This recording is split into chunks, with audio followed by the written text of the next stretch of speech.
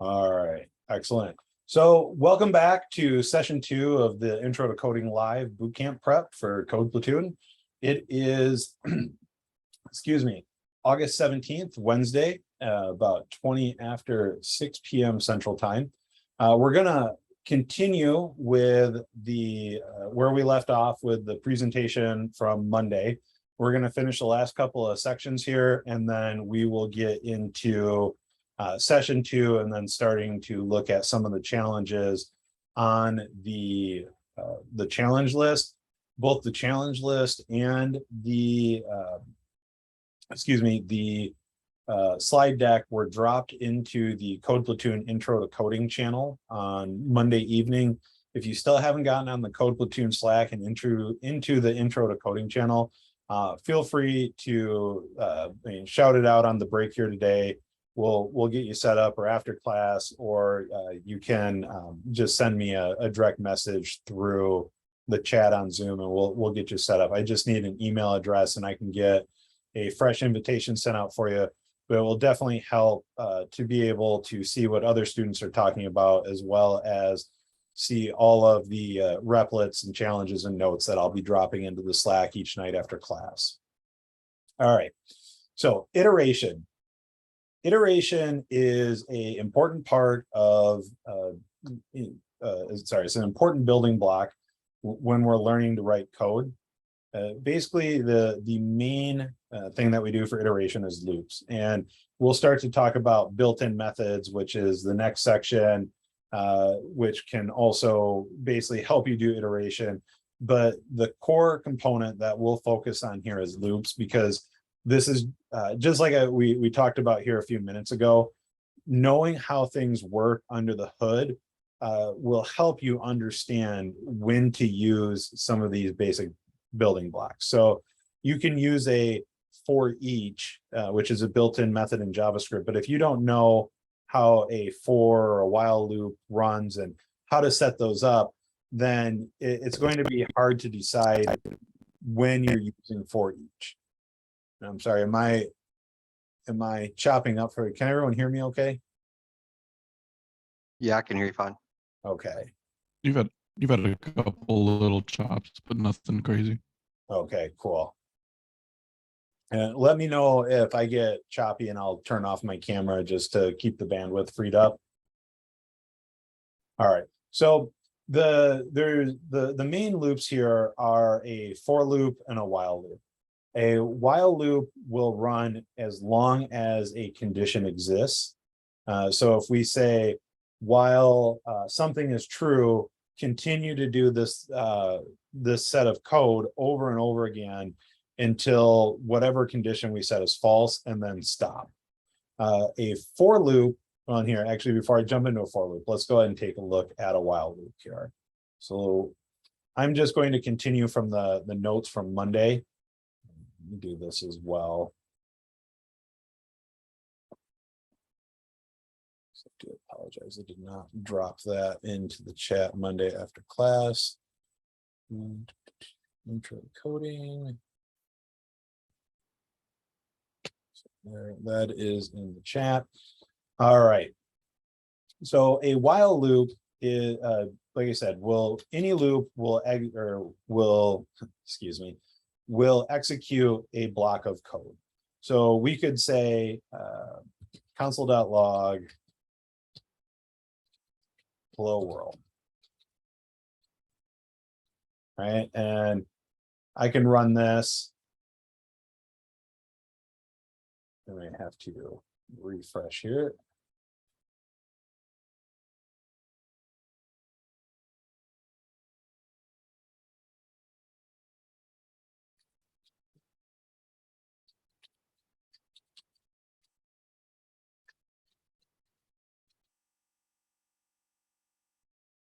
Right? So I just did that once. Now, if I want to do it 5 times, not really a big deal. We can put 5 console.logs here. Now, what happens if I want to do it 100 times? Right now, it's starting to get a little stretched out. It's getting a little iffy. I don't necessarily want just 100 console logs sitting in here.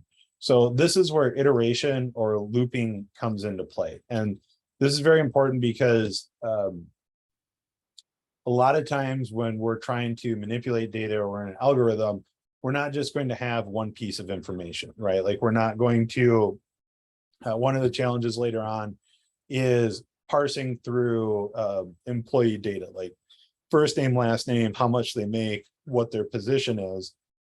And we're not just looking at one person, we're going to get an array with 5 people in it, 10 people, or if you work for like a big bank like JP Morgan and you're an HR person and they query the database of employees, I think JP Morgan's got around like 130 or 140,000 employees, right? So not having to do that same line of code that you need 130,000 times is very useful. So if we look at a while loop, while we'll just say, let's do this. Let's say let count equals 0, and we'll say while count is less than 5.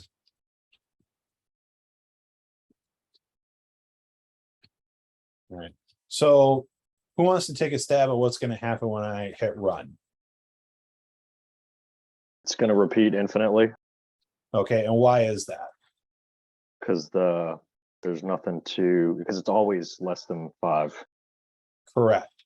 So and James is absolutely right. What I'm missing in my while loop is either incrementing or decrementing my count.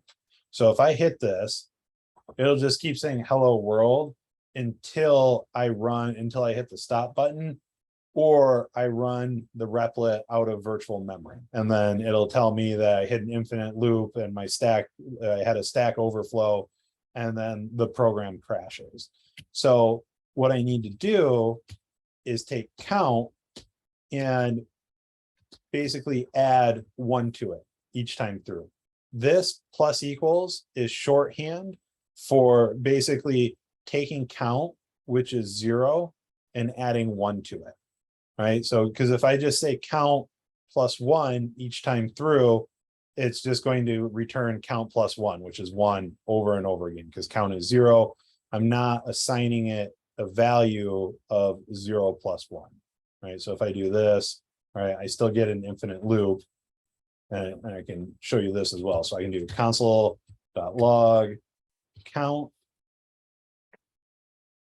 Right, and see how the zeros are interspersed there.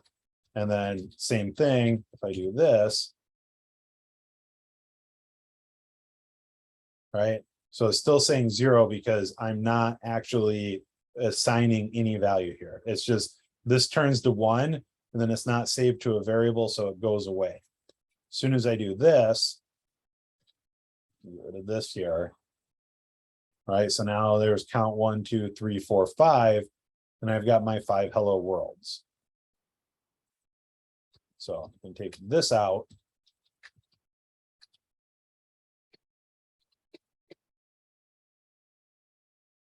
All right, and so there I am. Now, this is like with a while loop, with this comparison, we're doing this with a number and we're incrementing, but we could do the same thing and say, let cats equal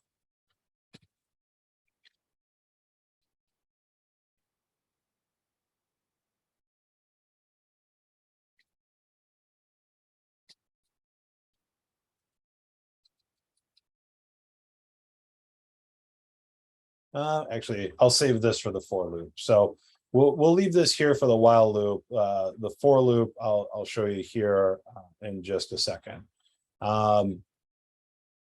All right. So with the while loop, same example, let a equals 0, a is less than 100, console.log a is, and then the value of a, and then a plus equals 1. And it'll keep doing that until this is no longer true. So once a equals 100, we hit this, this is not true. We do not execute the code inside here. A for loop takes the incrementing and decrementing, so basically keeping track of your count, and it internalizes it into the loop logic. So a for loop, there's a little bit more setup for something like this. So because we're going to say let I equal 0, right? So over here we say let A equal 0 while A is less than 100, while I is less than 100, and then plus plus is incrementing something by 1. So it's also a shorthand. So this is just saying that I is 0. We run through the code, we say I plus plus, and I is 1. We check it. And so it's just taking all the different parts of the while loop and it's putting it all right into the setup of the loop.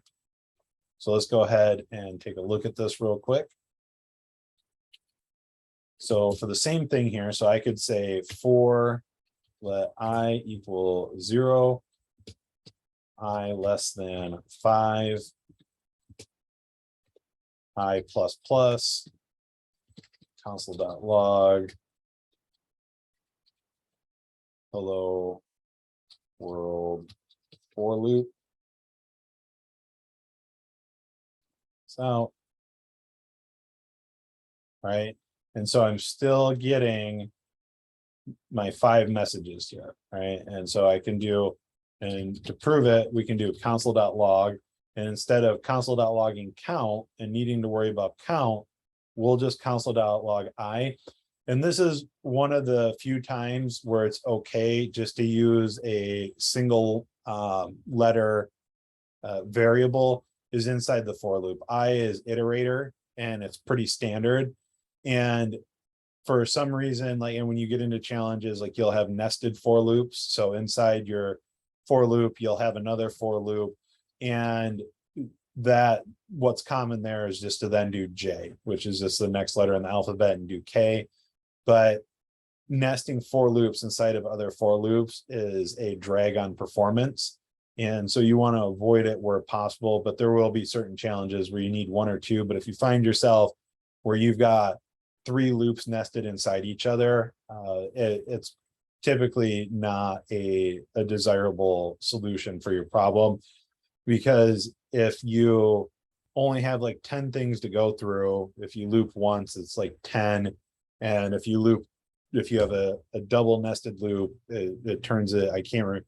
The basic math is like 10 times 10. So you end up with like 100 iterations. And then if you've got 3 nested loops, like it goes up exponentially. And it's great if you've only got 10 things, but if you're in a database with 7 million applicants and you need to feed all of them through a triple loop, I don't know the exact math on that, but it's horrendous, and it'll take your program like thousands of years to find the answer at the worst case scenario. All right. So also with a for loop, this is where we start to get into iterating through data objects. So like right here, if I've got cats, and how many items are in cats? 4. 3 if you index it, but 4 in human. Well, so the length is 4, but the index of the last item is 3 because the first one is 0, right? So if we look at index, it's basically 0, 1, 2, 3. But if I console.log cats.length, right, I get that 4 right there. Get rid of that. And so what we can do with a for loop, and this is one of the prime reasons that we iterate, is if I want to, instead of just saying hello world, I want to say hello to each of my cats, then what I want to do is basically go through, and we talked about this or on Monday. If I just run cats, I get the whole thing. But if I give it an index position, I only get the one item at that index. And now that we've got an iterator in our loop that is going to go 0, 1, 2, and 3, I can then use that to basically iterate through this array and pull out each piece of information and perform an operation with it one at a time. So instead of leaving this as 5. Well, and you know, I'll leave it as 5 just to demonstrate something here real quick.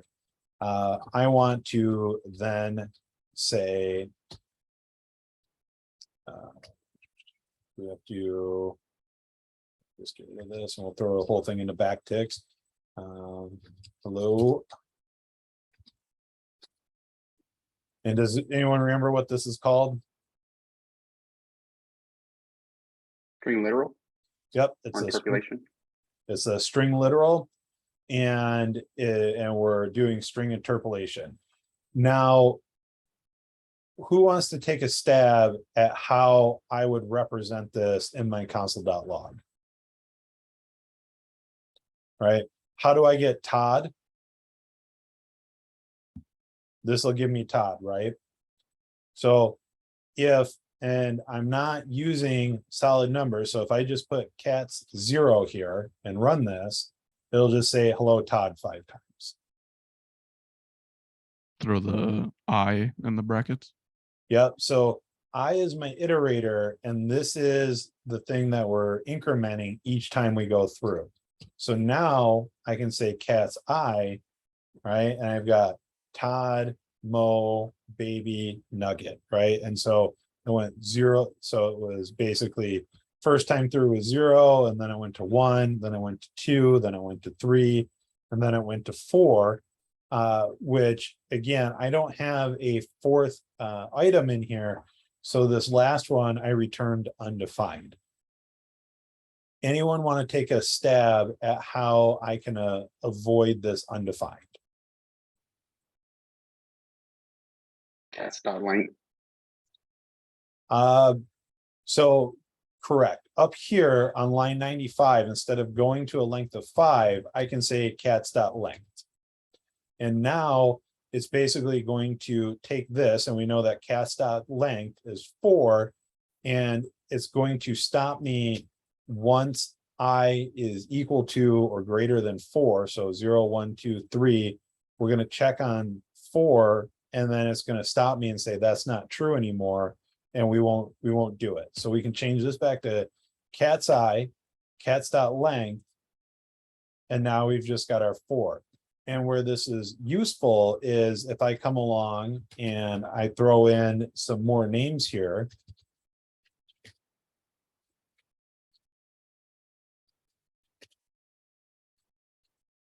Right? If this was before was 5.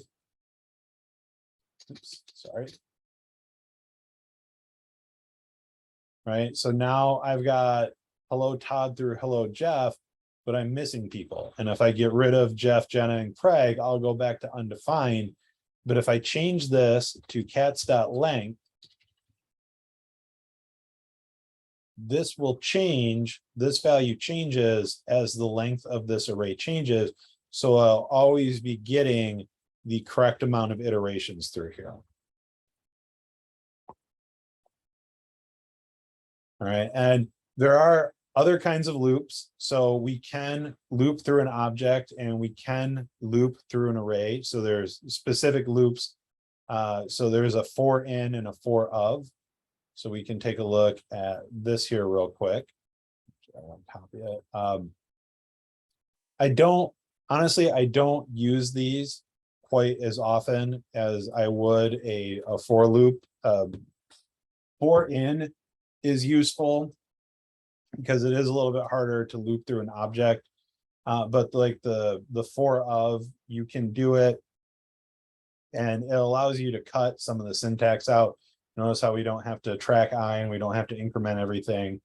We don't have to worry about like the dot length, because all we're doing is saying, I want to iterate through each item of array 1, right? So I can take this, and let's go ahead and comment this out. And so we can say for cat in cats,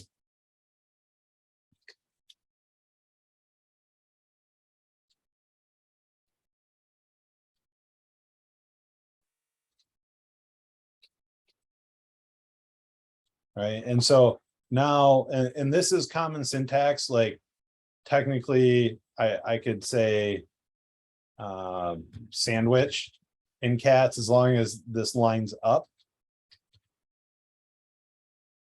Right? Oops, I get my, what did I do wrong here from the syntax? So let item of, did I say of? I think I said in, so of. There we go. And so sandwich doesn't help me. Technically it works, right? So this just has to match this, but we want to use good naming principles.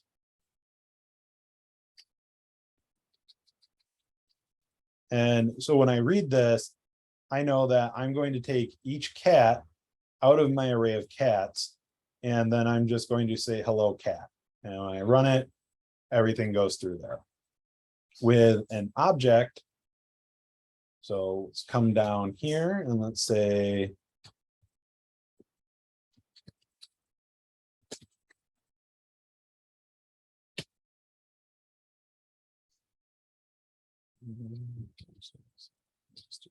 say name Sparky num legs for color brown weight 50, right? And so now if I were to go through here, because again, we don't access an object by an index because there is no index position. So I can say, comment this out, console.log dog. Well, right, and there's my entire object. Now, if I say console.log 1, so 0, 1, 2, 3, all right, there's my 4 items in there. Nothing happens because I do not have a key of 1, right? So if I change this to 1, right, I get Sparky, but that again is not good naming. Like we want to know that this is a name, so I know what to expect, right? So if I do this, oops, sorry. Right, there's my dog's name. And same thing, if I say color,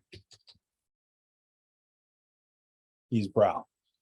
So writing a for loop, which uses an iterator, isn't going to help me in this situation. So this is where we lean on the for in, right? So we say let key in object, right? So I can say for let key in dog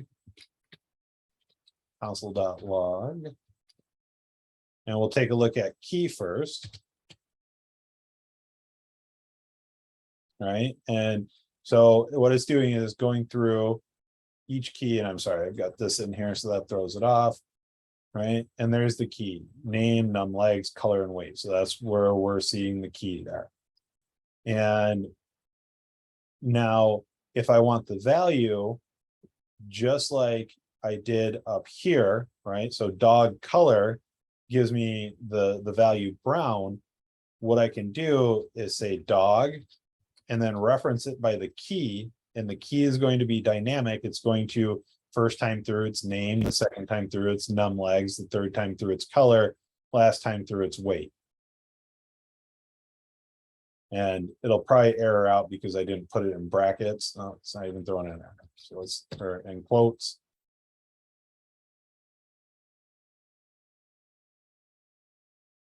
Your internet connection is unstable. Oh, sorry. Actually, I probably didn't need to put that in quotes. Can everyone hear me okay still? I'm getting. Yep, loud and clear. Yes. Yeah, Oh. you can hear you just fine. There we go. Sparky for brown 50. So started to panic because it wasn't happening. And obviously I had to change something, but I didn't. All right.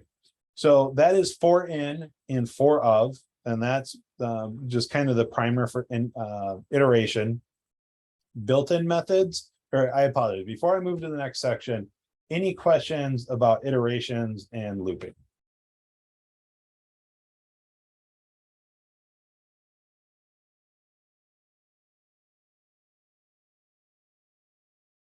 I have a question. Yes. So what would it look like? What would a question look like that would require us to use one of these loops? Like, what would an example question look like where we can identify it as, oh, I can use a for loop for an object here, or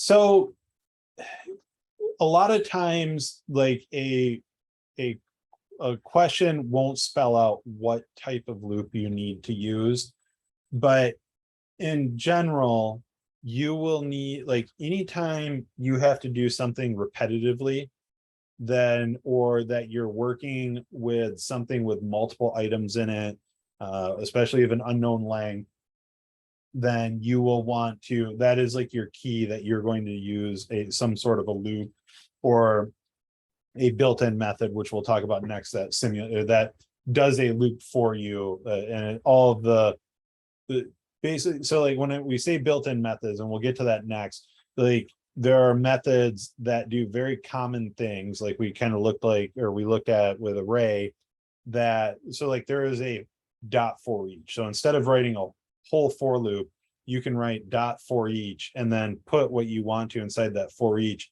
And it knows that when it does that, someone else behind the scenes and have already programmed it into like the core library of JavaScript and pretty much any other language out there, that they're doing a for loop for you.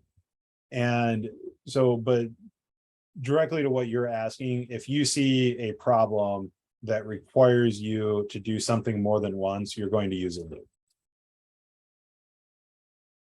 And yeah, no problem. And then within the, sorry, it's like here, let me grab the,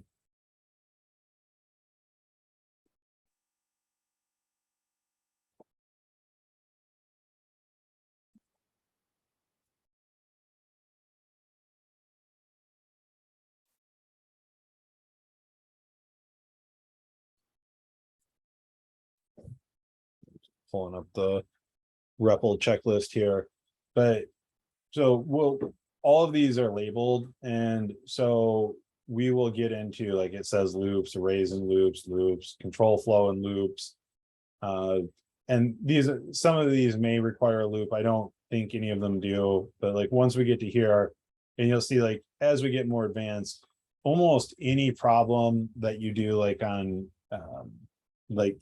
pretty much anything on the application, I imagine, is going to involve some sort of iteration.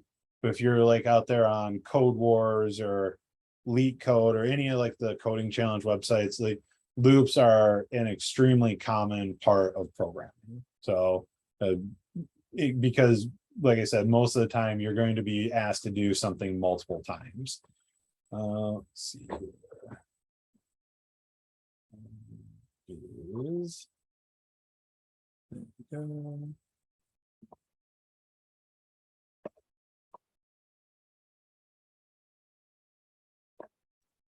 So we'll keep this up. And all right, so any other questions before we move from iteration into built-in methods? Yeah, I have a quick question. Go ahead. Okay, so I took a Python course and I got partway through it, and I got to the loops part, and then we had to like type return at the end of it to recall stuff. Is that something that you do in this too? Yes. So again, like I'm just showing like the core building blocks, but if we remember from Monday, right, when I started writing functions, instead of console.logging, we're returning out of a function. So if my loop was in a function and I needed to return data out of it, I could have that. But more often than not, like I'm going to use a loop to assemble something. Like more common would be like building a array, right? So I could say for, let's say, let numbers example equal this, and then say for let I equal 0, I less than 10, I plus plus,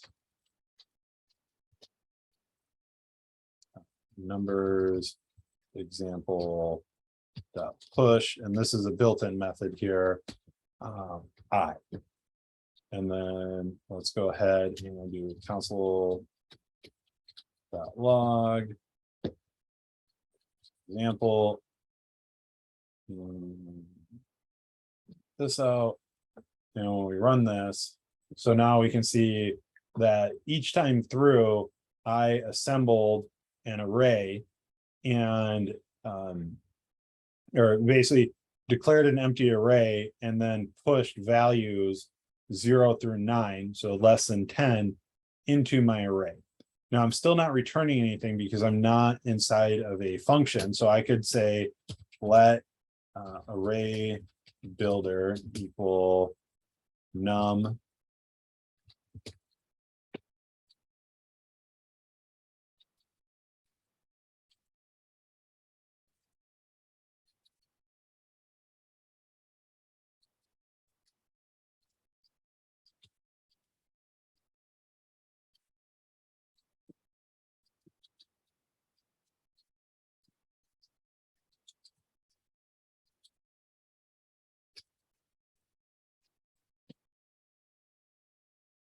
right. And so now if I run this, we won't see anything, right? I just get undefined because I'm array builder isn't returning anything. But now I can say return numbers example.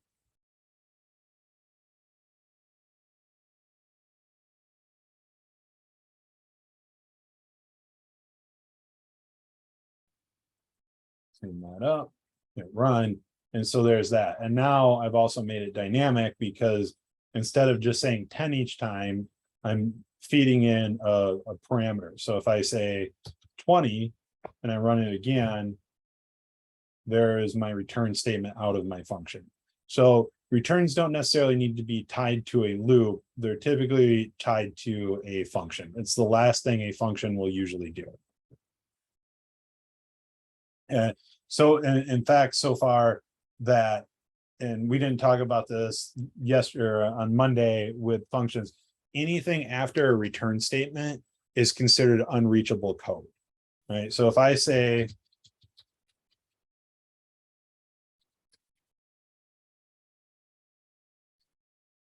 and I run this, there's my console.log. If I put it after my return, right? So the IDE is already warning me, right? It's throwing up a gray warning thing here, and it says unreachable code detected. So that means anything after a return, and a function can only have one return statement that will work.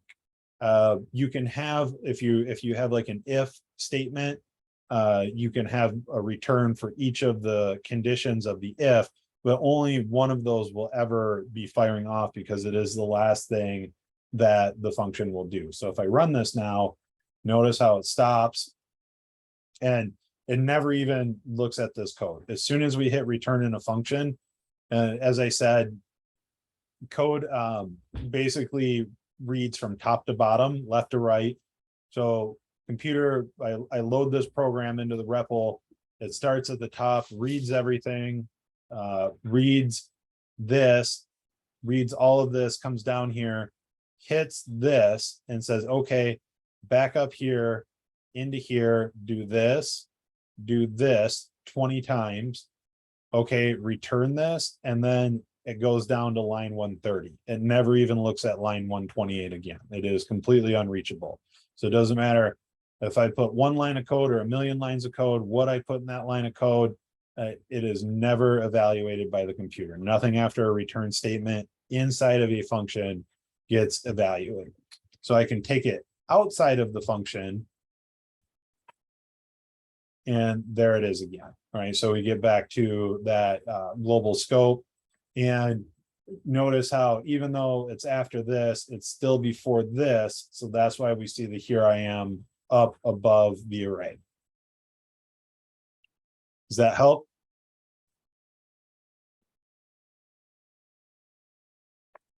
Yeah, that helps a lot. Hey, thanks. Okay, excellent.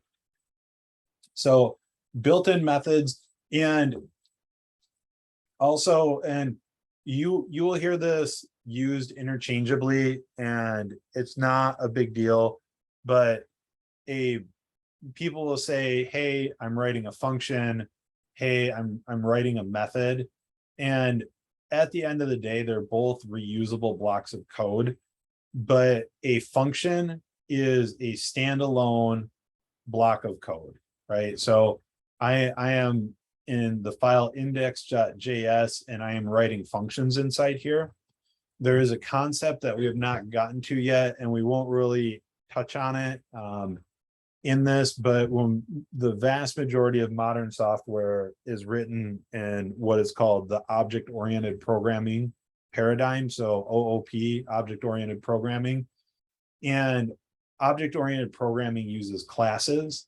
So usually, like, and again, we're at the very basic building blocks here. So if I was writing functions about a dog, and like I wanted the dog to be able to bark, and I wanted the dog to be able to eat, and the dog to be able to wag its tail, I could write a function for each one of those where it just console.logs out to the console. The dog barks, the dog eats, the dog wags its tail. But to help keep all of those functions organized, I would actually create something called a class, and I would name that class dog.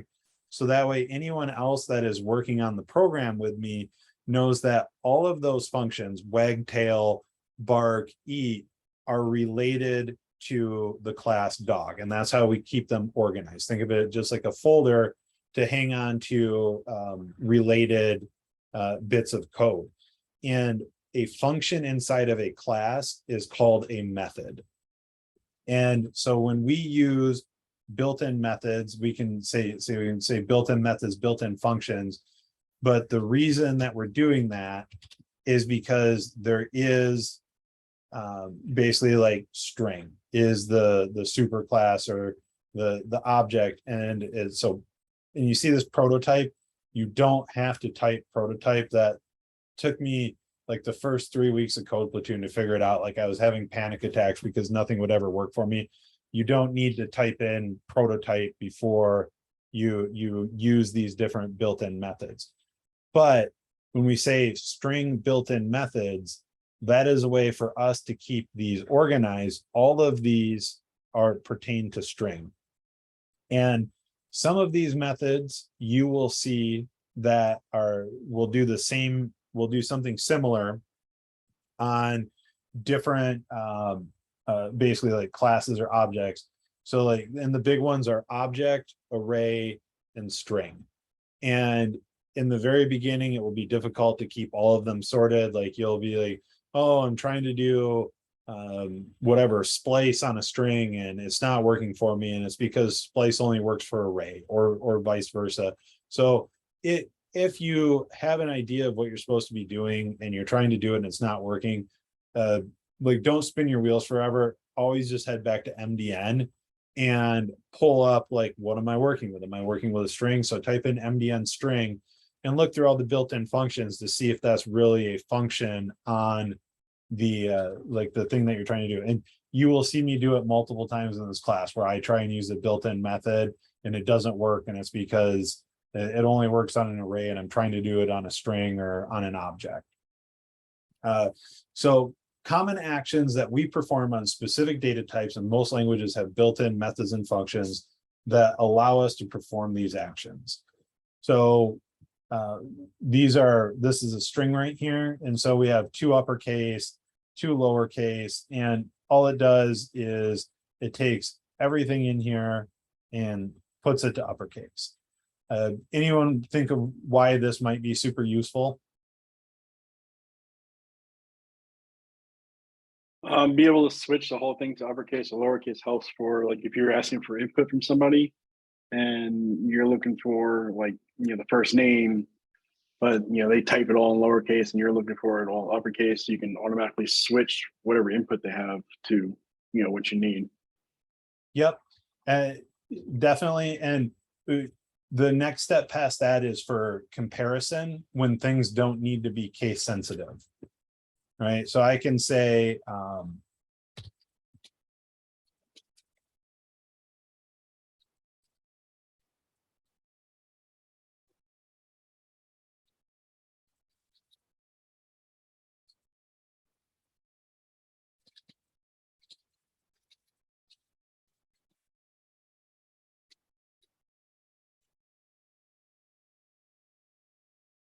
right, that's false. So strict equality specifically is looking for case sensitivity. Now, if I don't care about case sensitivity, I can say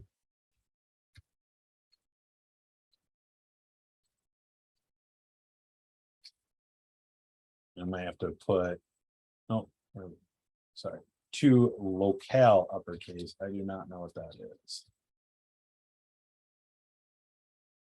Right, and now we're true.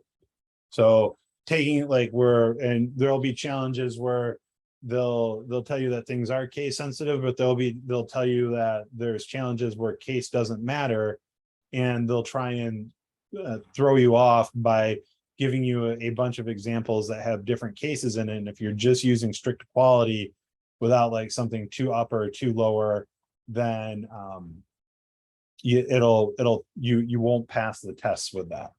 And I also believe there is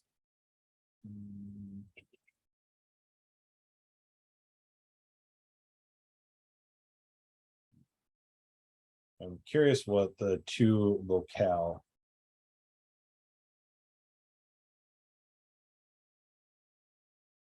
Okay, so that's just basically for language purposes. I've never seen that before.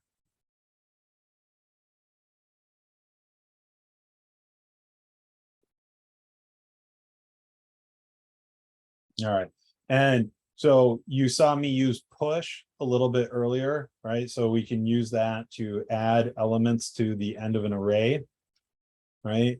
To fixed.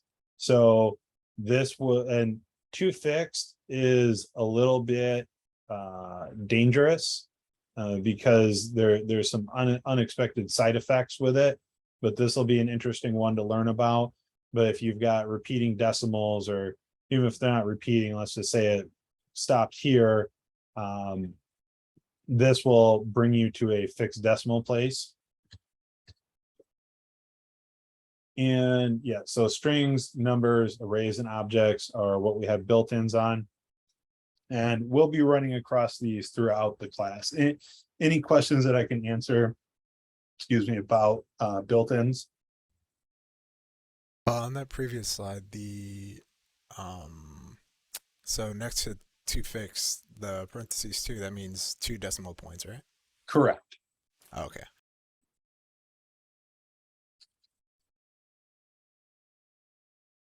All right, and then last part of the first section is problem solving, how to think like a programmer, and I talked about this the first night, and this will be something that I try and cover with everyone as we go through the challenges as well. Understand what the problem is asking you to do, how many inputs are required, what data types, what's the expected output, what's the data type. These are all things that you should know before you start working on your solution. And we don't I don't force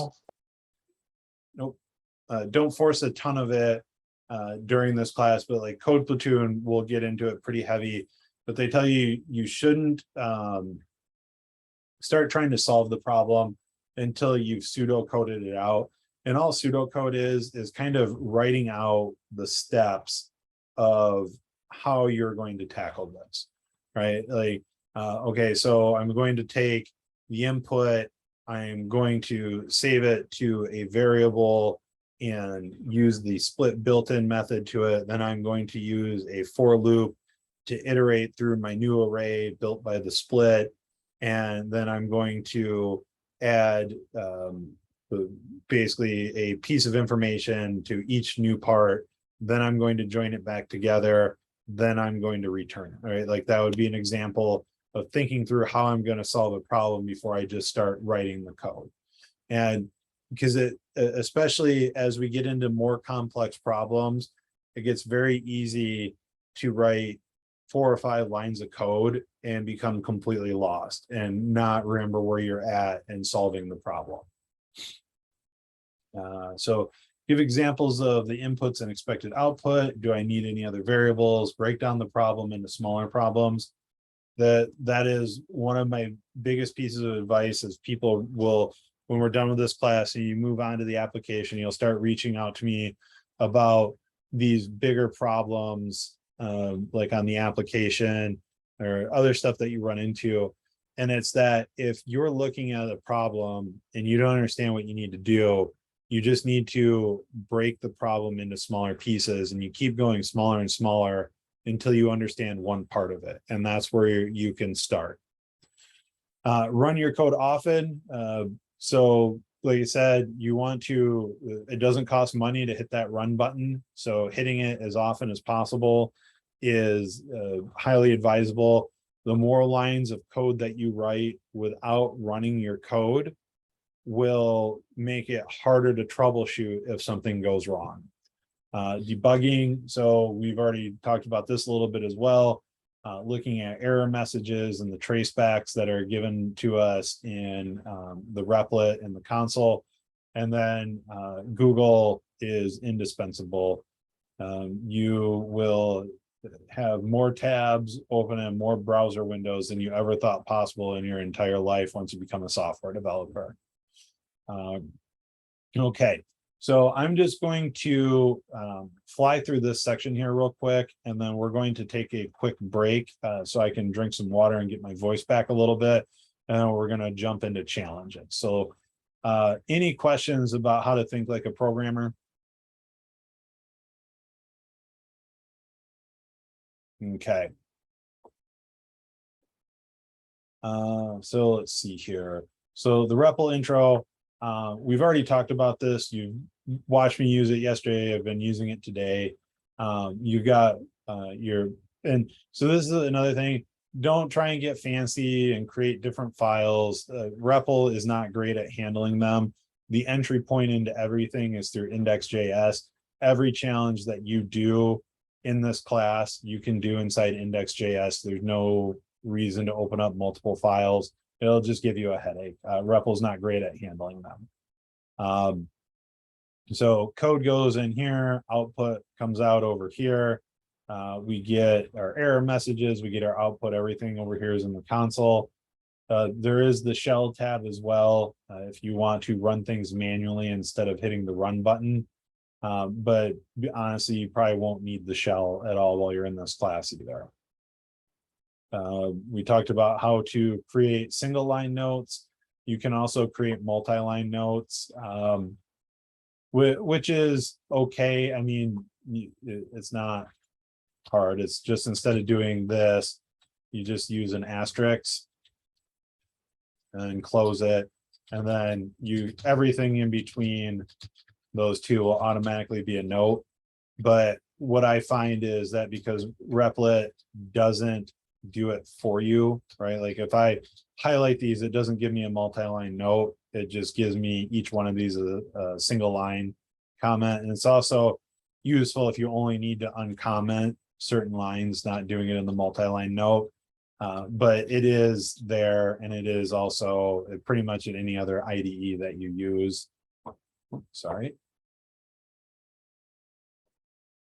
All right, we talked about variable assignment, how to log information to the console. And let's see here. All right, and then we talked about the different syntax that we use. And I don't care if you use a function or if you do it the new ES6 way. I mean, either way will get you through the challenge. Any questions about Replit?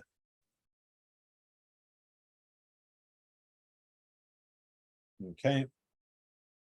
So formatting and clean code. Proper formatting of code, if you remember anything, is just be consistent. What I would ask for your consistency is this didn't always exist on Replit. I think they added it like a year ago or so. And just like if you see, I had an extra space in here. Just it cleans up everything for you automatically. So just you type a couple of lines of code and you can try and straighten it out. Whenever you go inside a function, anything nests inside a for loop, a conditional statement, it's always a tab or 2 spaces in. You can see it gives you little guidelines here. If you're doing it inside a like VS Code, I think it does it by default now. When I first started, like you had to download some packages. So let's see here. Oops.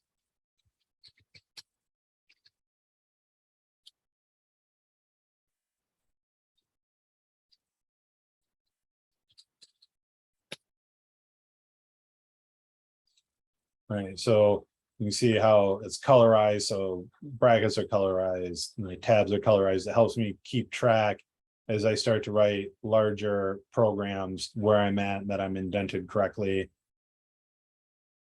Right, you don't get the color, but they do give you guidelines. So each time you hit a tab, you can see it's giving me the little lines tracing behind it. And use this, and it's going to set me back to where I need to be. So just make sure that you're clicking that button as you're writing code. Also, we didn't get into the different types of cases, but JavaScript is written in camel case. Languages like Ruby or Python will use snake case. So like here I would do let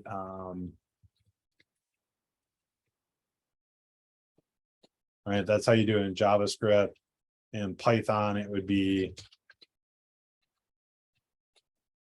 right. And so this is camel case. The first word in any variable name is all lowercase, and then each word after that is going to be started with a capital letter.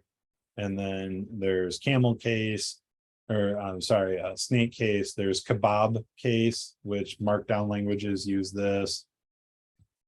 Right, and so that's that. And then I think my favorite one is when you declare constants, which we won't touch on a whole lot in this class, but they're useful and they're pretty much in every language. This is called screaming snake case. So that's when you use or all caps and you're using snake case. But this is what we'll be using in JavaScript.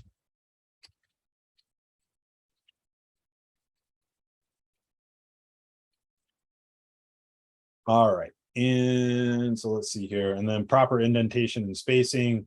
Like I said, a lot of that can be cleared up just by hitting the formatting button. And again, I'm adding some unnecessary spacing here as I go just to keep things separated. But if I were to write, like if I were to submit this for someone to look at, like I would start clearing out a lot of these extra spaces and keeping my code organized a little bit better. All right, so that is it for session 2. It's 7:12. Let's go ahead and take, well, so before that, any questions that I can answer about anything we've covered so far? I was just asking in the chat, is when you hit the index, is that the same as when you add dot pretty on the end and it straightens everything up for you? I'm sorry, can you say that one more time, Mike? I was just asking in the chat, is it the same when you hit the index button as adding dot pretty on the end of your string and it straightens everything up for you? I'm not sure what dot pretty is. I mean, is that something that Replit does for you? Yeah, so like I guess if you put dot pretty on the end of one of your lines, I noticed that when you hit the index, it did the same thing that does. But yours looks to already be cleaned up. So maybe if you like just kind of tap something over or something. Well, it's saying that it's not a property. So not sure what I'm doing, but yeah, I mean, this is hard coded into formatting the code. So I would just use this. I mean, after class, if you want to show me like what you're talking about, because I haven't heard of that before. Okay. Yeah. Or if you think about like in graphical, how they have the prettify up there and Right. it cleans it up. Yes, this is doing the same thing as prettify, or in VS Code, which I had just closed down. We use prettier is what it is. Do this. Go. I remember. So if you look down here, like I have formatting, and if I do Command Shift O, right, and I say, how about this Command? Oops.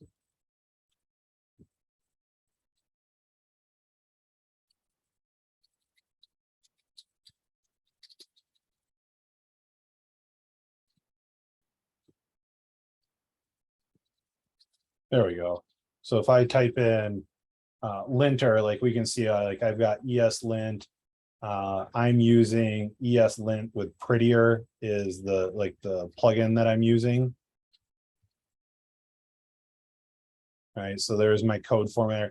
So this is a package that is more powerful than what's available on Replit, but that is what's adjusting all of my code for me. Like if I knock things out of place, if I add extra spaces, as soon as I save my file, Prettier is what's going through.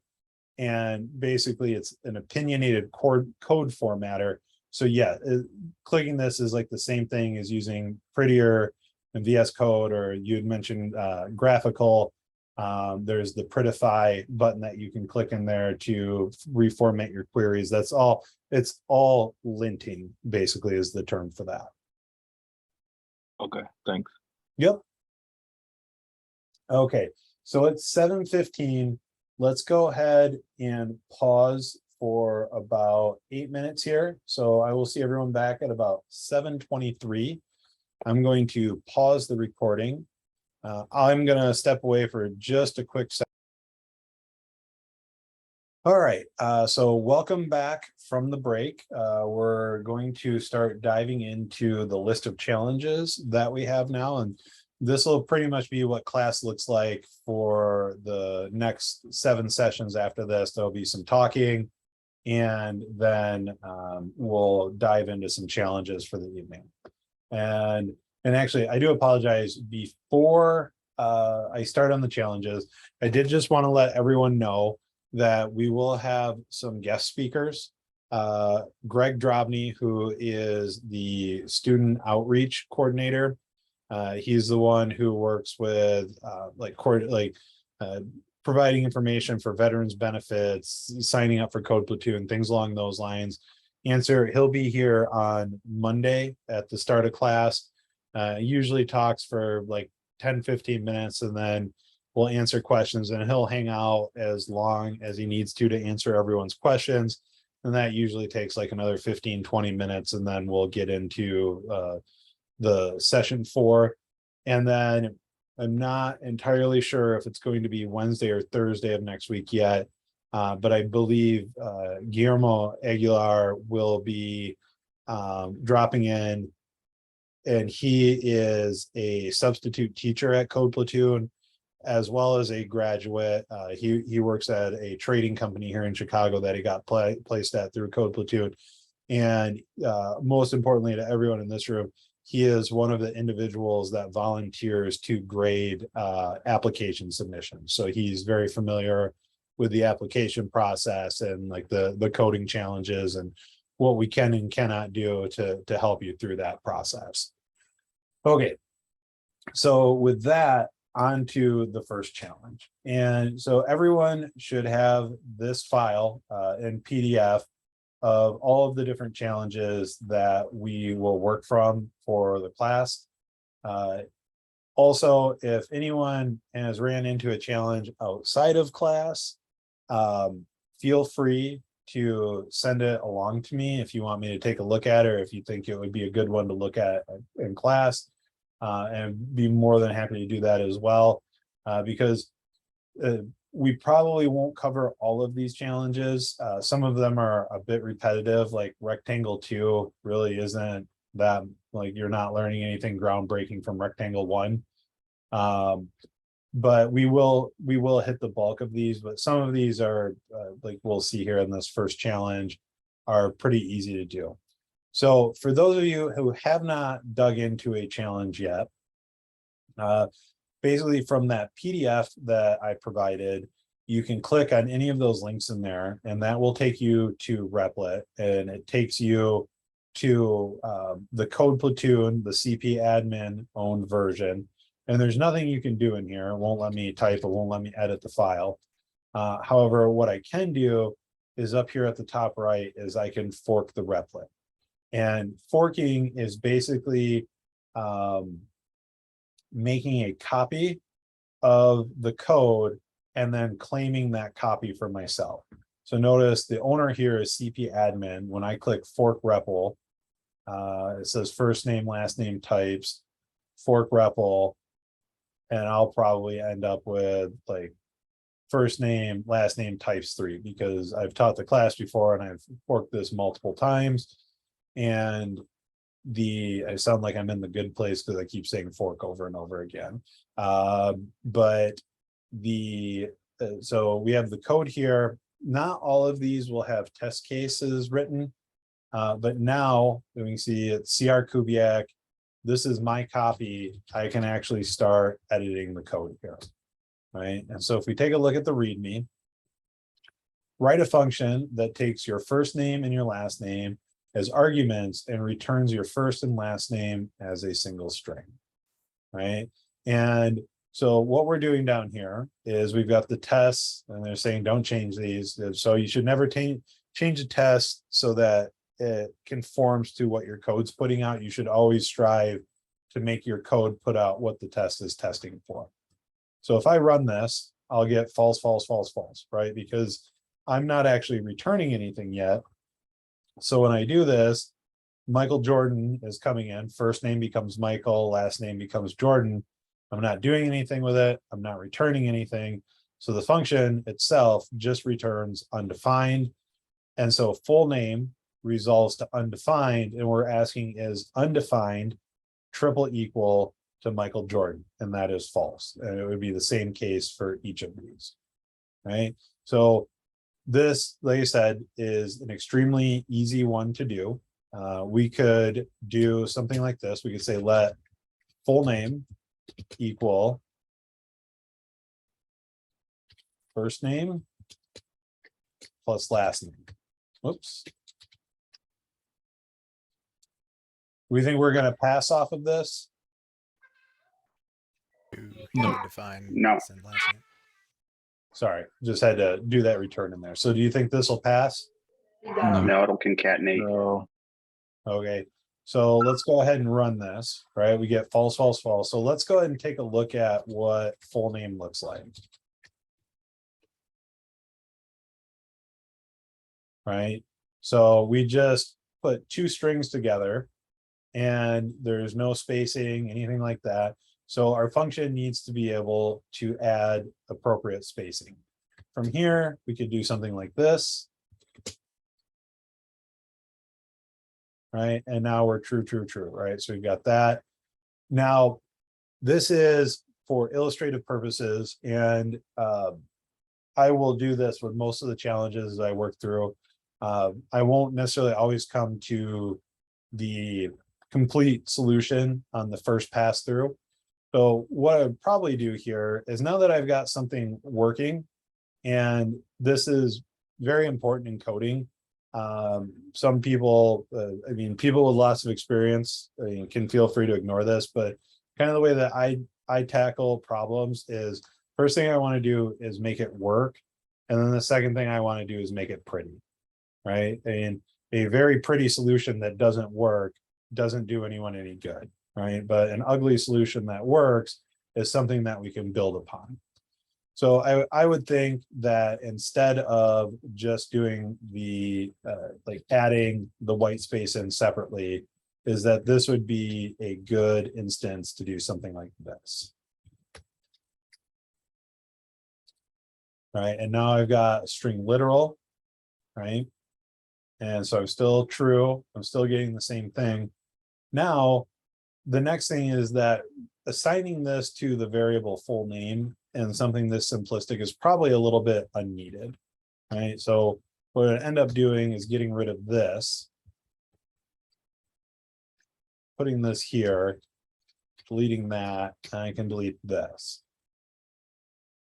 Right, and so now I'm still passing. So this does the exact same thing that I was doing before, but this is a little bit cleaner, less lines of code, a little bit easier to read. All right, and that's it. We just solved our very first challenge. So it's all uphill from here though. So let's go ahead and move to the next one. And what I'm going to do is talk about this to the class. And then I don't know exactly how many people are in here, but the Zoom breakout rooms will do the math for me. We'll divide up into, like I said, groups of 4 or 5. And then we'll tackle the problem for probably about 20 minutes in groups. And then I'll bring everyone back and we'll work through the problems together. And I know, I'm not sure if they're in class right now or not, but I know one person had already slacked me a solution. So if you're that person, or if you've already solved it, what I would say is be a good pairing partner and let someone else take lead while they're solving it, and feel free to help people. But don't just like throw out the solution to everyone else, because then no one else is getting the benefit of trying to work through it and kind of solve the problem. All right, so back to here. And the next one is total change due. All right, so same thing, total change due, CP admin. I can show the files. So this is going to be the index, and this is going to be the README. Write a function that takes in the amount paid and the total cost as integers and returns the amount due in change. So we've got one where it's going to be a whole number. And what do we call these? Float. Yep, this is a floating number. So in JavaScript, any number that has a decimal place in it is going to be considered a float or a floating number. And we treat them a little bit different than we do with the whole integers. So I'm going to go ahead and fork the replit.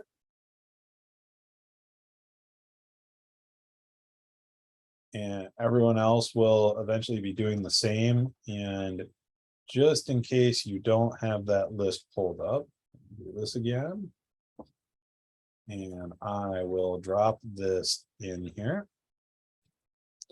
So that is in the chat for everyone. All right. So basically, we are going to take a function. And how many inputs do we have for this function?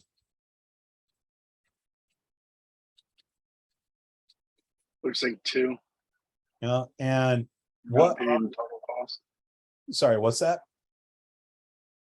I'll say it looks like we just 2 inputs. Yep, 2 inputs. And what are the types of the inputs? What does it look like we're working with? Numbered. Integer. Yeah. Integers and floats. Yeah, so both are numbers as far as JavaScript is concerned, right? And it looks like we have one output, and that is also going to be a number. All right, and so this is where we talk about thinking programmatically. We want to figure out how many inputs we have, what type of data we're going to be working with, and at the end of the day, what do we need to output? All right, and so I'm going to be, oops. All right, so I know at the end of the day, not retrun, regerts, we're going to return a number out of here. All right, so any questions from me before I break us up into breakout rooms here?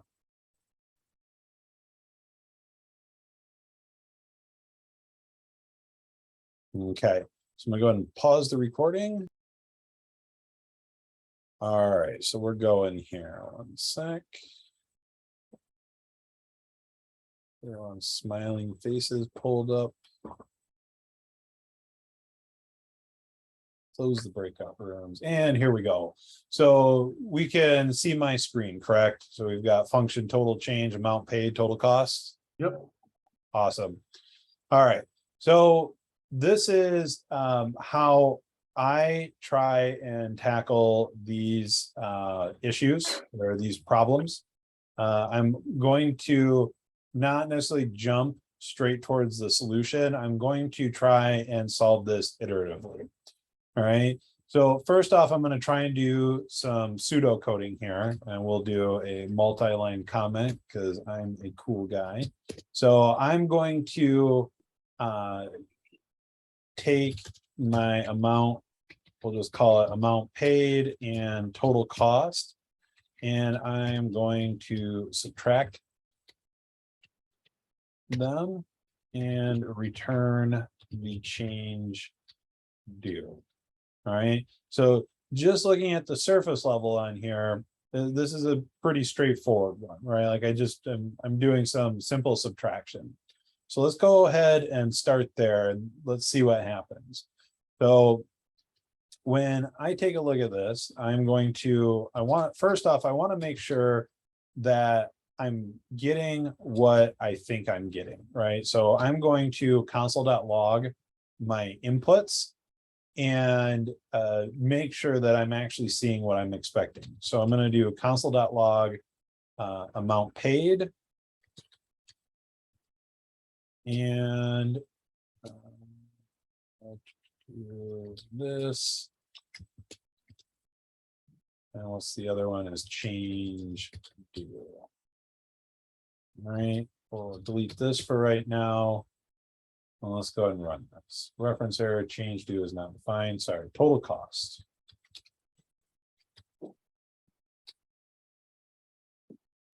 All right, so I see 175 and 10 and 728. So those are the two sets of numbers that I'm looking for with both of these. All right, so I know that this stuff is coming in correctly. So now I can take a look at what happens when I take my amount paid and I subtract total cost from it. Right, I get false and false still. I'm not returning anything, but I can see right off the bat that this one's probably going to work, but this one is going to have some issues. So let's go ahead and get rid of our console.log and turn this into a return.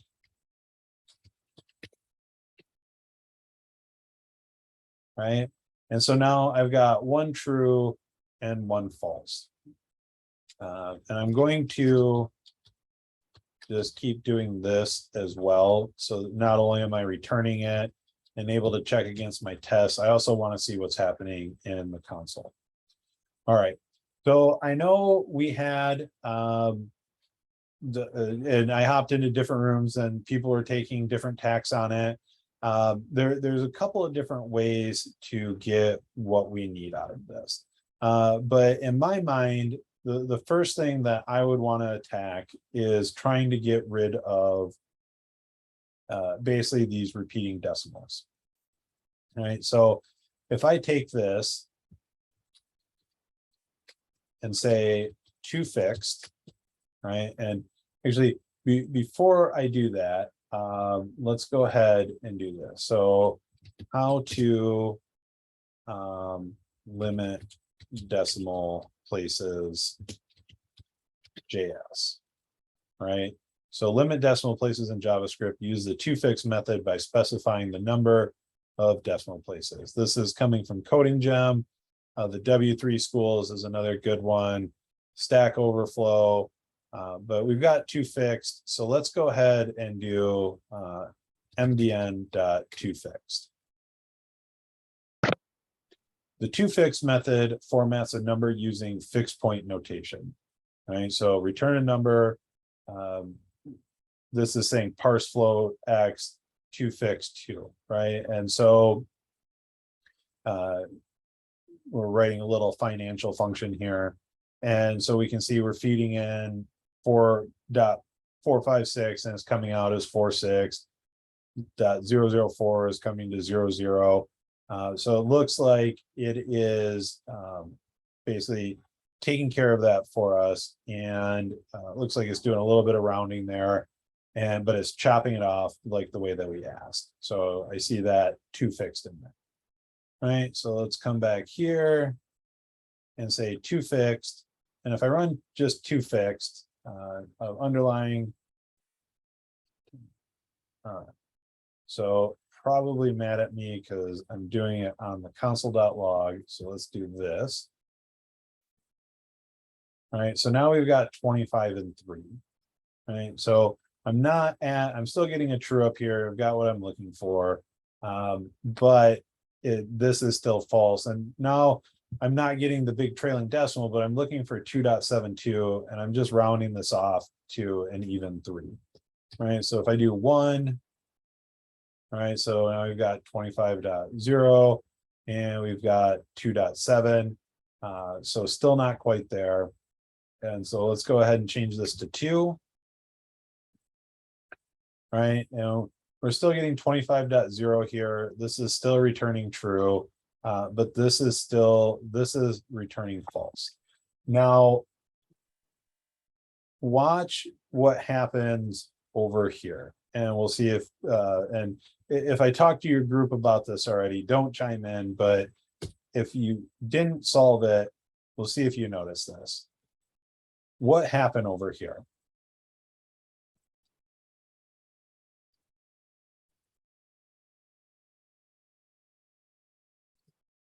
String.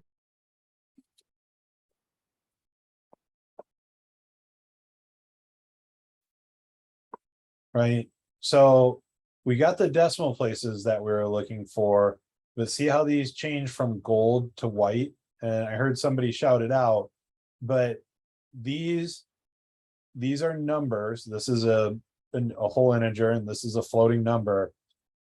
By using toFixed, we've actually converting it to a string. All right, That and makes sense. Okay. sorry, what's that? So that answers what we were having the question more before, why it was failing, because it was doing a string instead of a number. Right, and so what we need to do is to take this from a string and get it back to a integer, right? And so we can say convert JS, holy cow, JS convert string to number. Right? How to convert a string to number in JavaScript is the parse int function.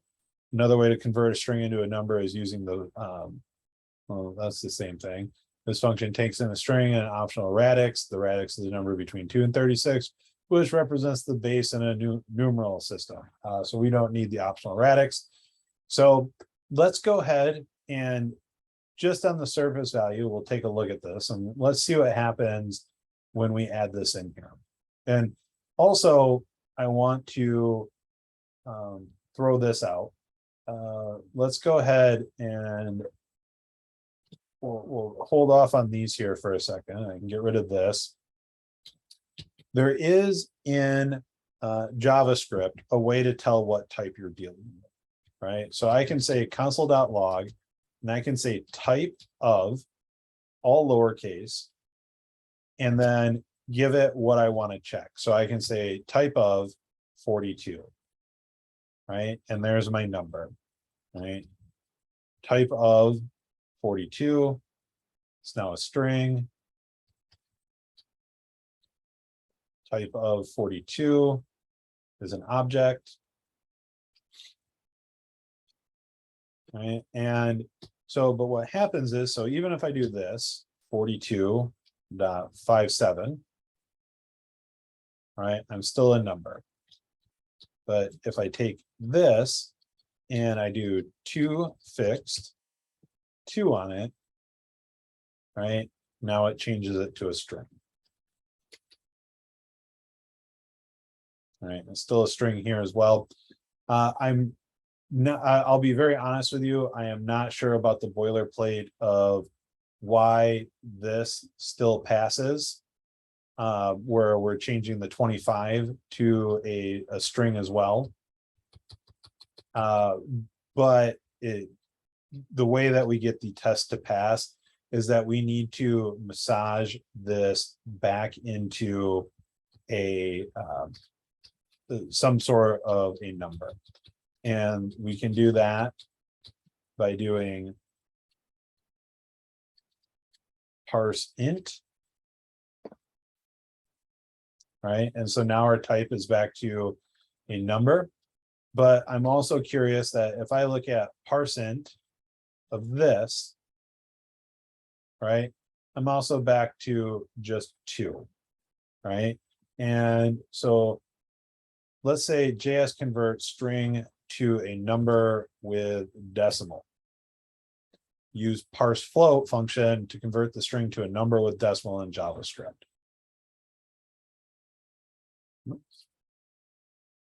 Right, so now instead of parse int, if we use parse float, right, there's 272. Notice how it's gold and it's not white. And then if we were to put type of back in here, whoops, and put my P back in here, right, now we're working with a number. And I believe one group came across that you can add a math operator to it, right? We'll also force it to become a number again.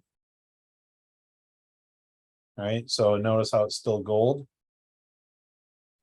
Type of, right, we're still working with a number. And so the next step then would be to do parse float.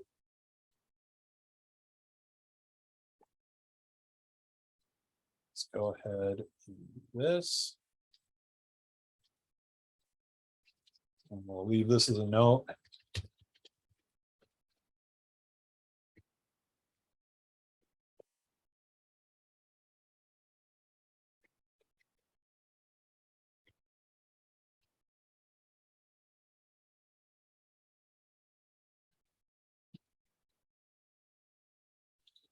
All right. And so let's go ahead and run this again. All right, we're still true false, but notice we've got this and we've got this. And so I can take this here, pull this down to here.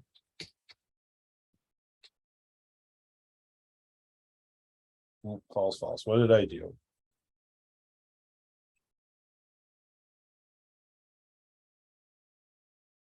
I think you need parentheses after at the very end, and then after parse Yeah. float. I did not wrap this all the way. Thank you very much.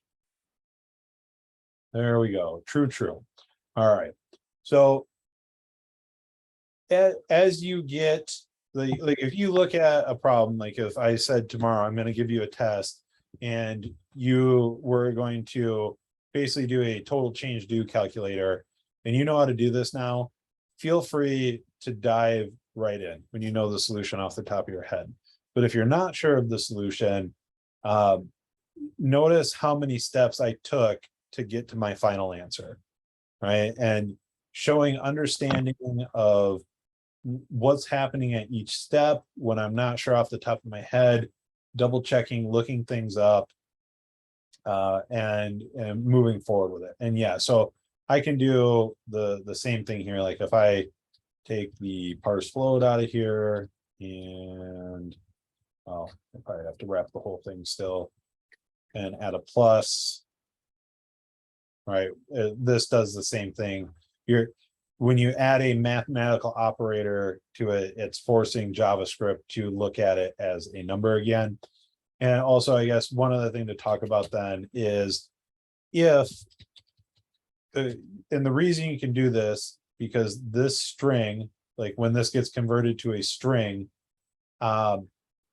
this string can also be converted back to a number because it only has numerical values in it, even though it's being represented as a string. So if I say parse float, parse float Todd, right, I get nan. Does anyone know what that stands for? Not a number. Yep, not a number. And so just because it has just because it's not all strings can basically be parsed back into a float or an integer. I don't know if it takes partials or not. Right. So yeah, if you give it a partial, right, it's only basically it's just parsing until it hits the first non-numeric character. Right, but if the first character it hits is non-numeric, I think it'll give you nan, right? So it'll parse any leading numbers out of the string, but not every string can be parsed back to float or back to int. Can I send you a solution I did on it through Slack, your DMs, and see if it's like redundant? Because I feel like looking sure. at this, I think mine is redundant. Yep, go ahead and send it to me. All right, just sent through.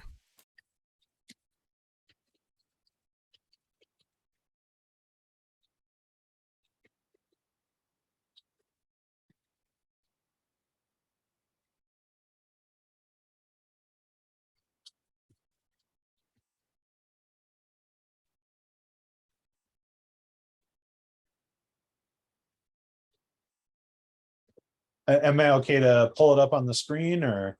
Yeah, I don't care. Okay.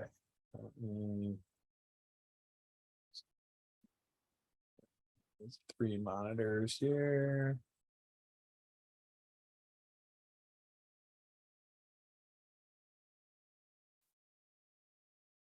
And is this a working solution or a non-working solution?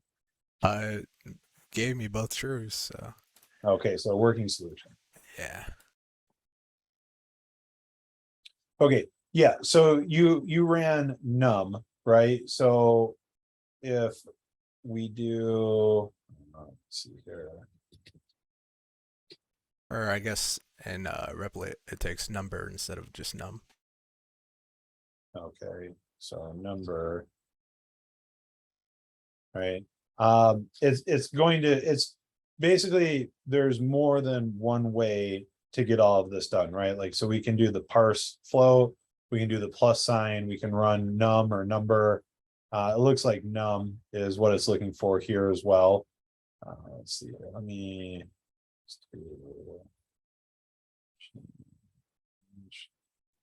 let's comment this one out and call this one total change 2 and 2 and 2, and we can run it. Num is not defined. Or number. Capital like, N yeah, number. capital N. Okay. All right. So an object that represents a number of any kind. All JavaScript numbers are 60-bit, 64-bit floating point number. So, right. And so again, like what I was talking about earlier, right? So all JavaScript, even if you just put the number 1 in there, it takes up 64 bits of memory, versus like in a static strongly typed language, it may only take 1 or 2 bits of memory.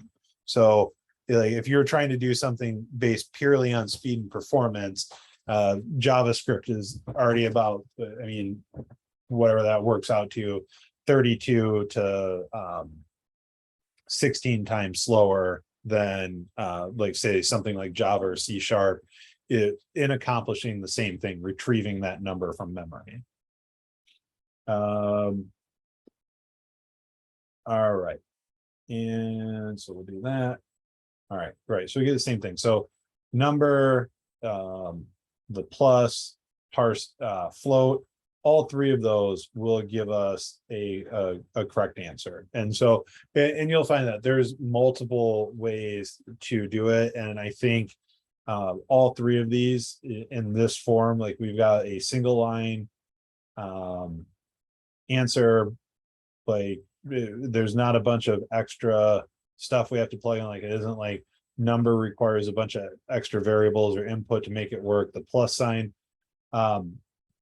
I do like number and parse float better than say the plus sign, because with the plus sign, you have to know like intrinsically that is forcing JavaScript to treat it like a number, versus the other two, just by looking at them, you can kind of get an idea of what they're doing. But all three of them are 100% correct, valid answers. All right, so it is 8:30. Were there any more questions about the total change due? Or any of the concepts that we covered in here?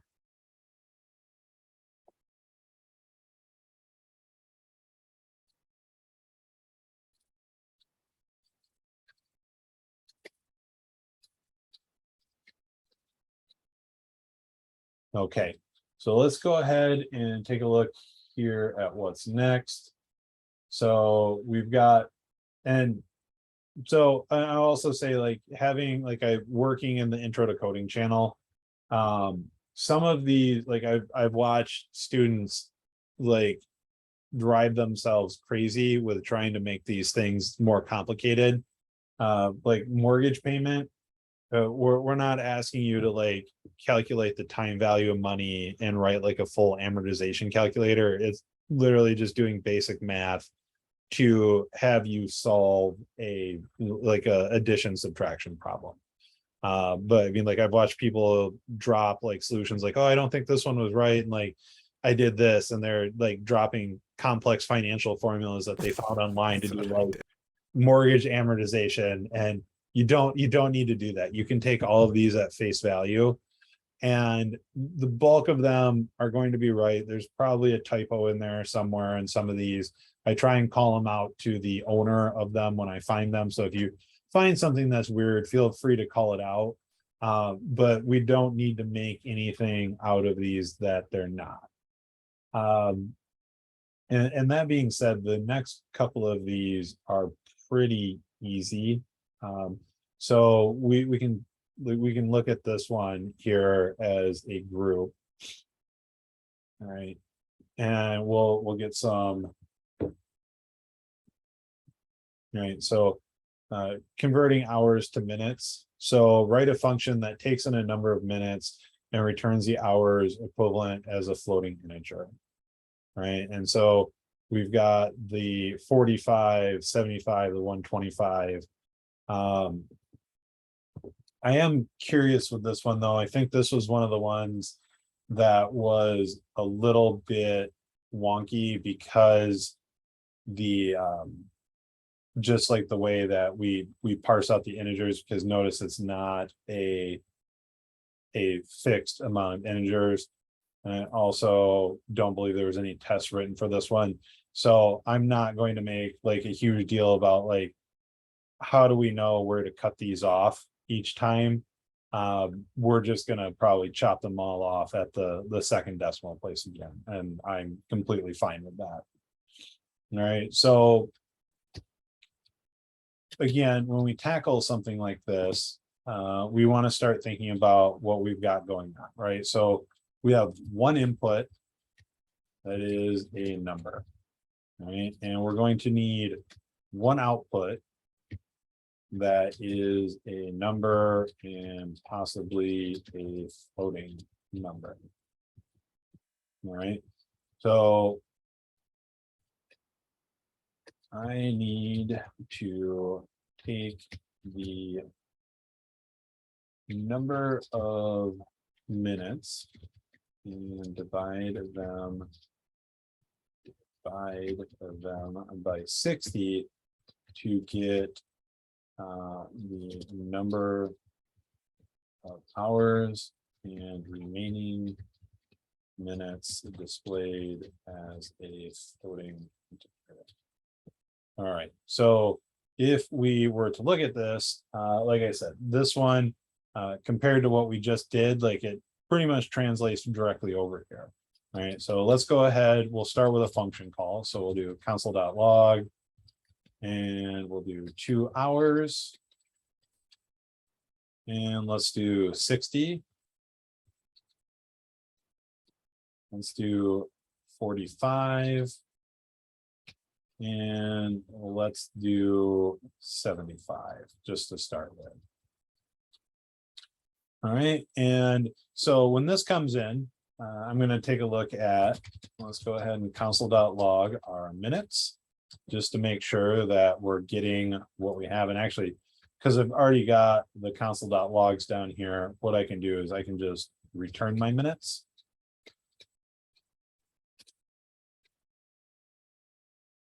All right, 60, 45, 75. So what is right here is what's right here, and that's what I'm expecting, and that's a good thing. All right, so we can then take our minutes and divide them by 60. Right, we've got 1, 0.75, 1.25. Right, so that's pretty much already what we need with this one. We can take a look at 125.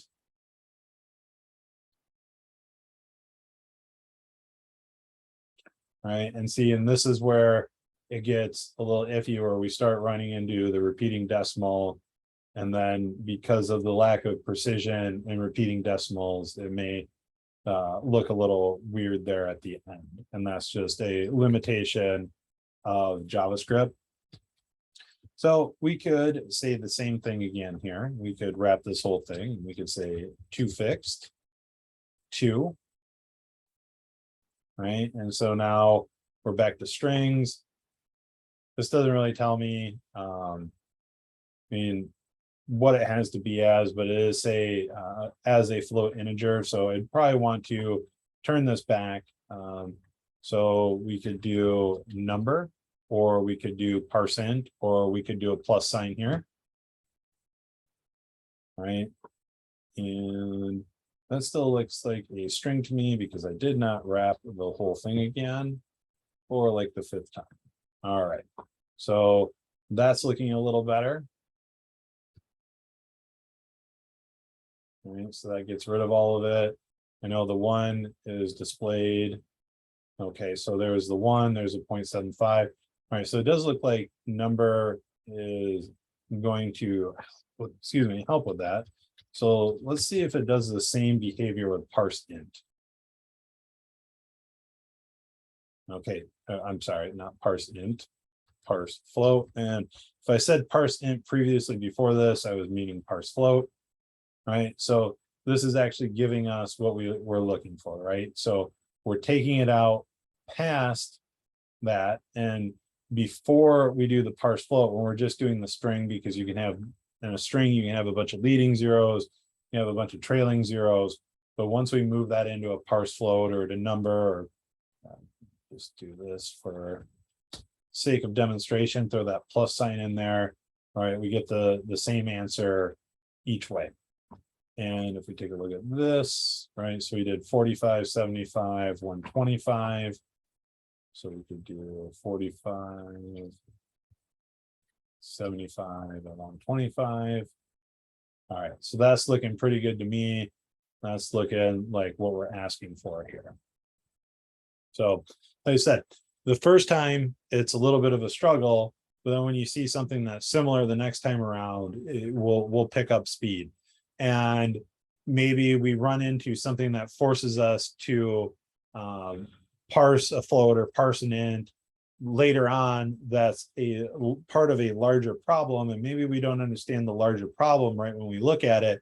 But like I said, that's where we want to identify the smaller building blocks and start working on our solutions from the parts of the larger problem that we know we can solve, right? And it's just like any other puzzle, right? Like we want to put the corner, we got to find the corner pieces, we want to find all the edge pieces, and then we want to slowly start to fill in the rest of the puzzle from there.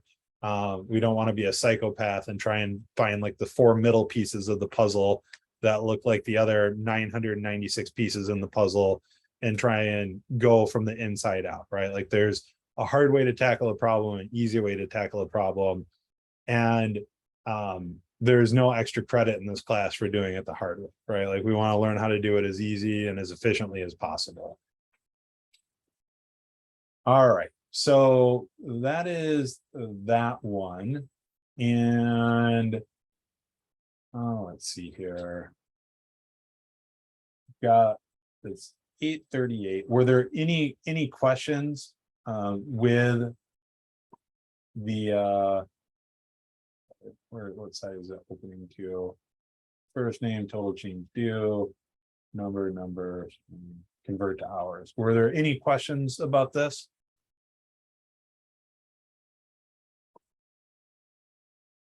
Sorry. Well, so, and David, you asked that a little while ago, but no, there isn't. One of these is not better than the other. Intrinsically, outside of as like a personal preference, like I said, I like number or parse float because, and I mean, number, we know we're converting it to a number. We know we're going for floats with this. I think parse float is like the most specific way, like the most descriptive way that we can tackle this, because it's saying exactly what we're doing. It's not that we're just parsing it to a number, we're parsing it to a float. And then the plus sign is just, you have to know intrinsically that when you add a math operator in front of the string, if it can be massaged into a number, at that point it'll be turned into a number. So this relies on the least amount of, like I said, kind of like intrinsic or knowledge, like experiential knowledge that you had from dealing with it in the past. All right, so let's see here.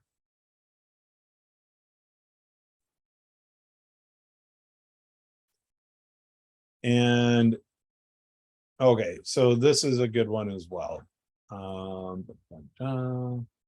So this is convert to hours and minutes. So this is building on the previous one.